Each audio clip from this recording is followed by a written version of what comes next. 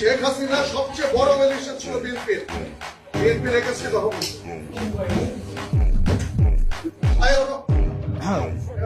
চাঁদাবাজ এর বিরুদ্ধে সবসময় আমাদের কথা বলতে হবে।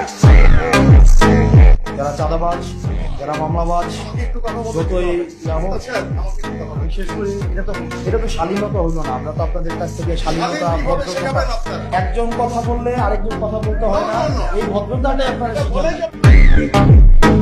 গণতন্ত্র মানে এটা না যে সবসময় শুধুমাত্র আপনার প্রিয় কথা আপনার সামনে বলা হবে, আপনার প্রিয় মানুষের সবসময় স্তুতি গাওয়া হবে, এটা জুলাই না।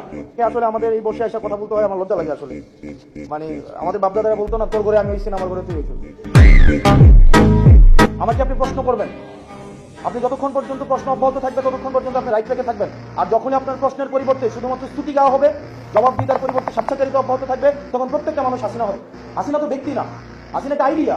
হাসিনা কি স্তুতি ছাড়া, এখানে প্রশংসা ছাড়া কিছুই বলা যেত না। প্রেস কনফারেন্স গুলো কি হতো, প্রত্যেকটা প্রশ্ন করা হতো খুশি করার জন্য, এবং একটা প্রশ্নের বিনিময়ে একটা দেশের অ্যাম্বাসি ভিজিট। আপনি রাজনীতির ঊর্ধ্বে কি? আপনাদের ডিজি যখন বসেছে আমি দেখছি না যে অফিস করতে দিচ্ছেন, আপনারা দেন নাই, তখন রাজনীতি যে আপনারা ডিল করছেন। কোন জিনিসটা রাজনীতির ঊর্ধ্বে?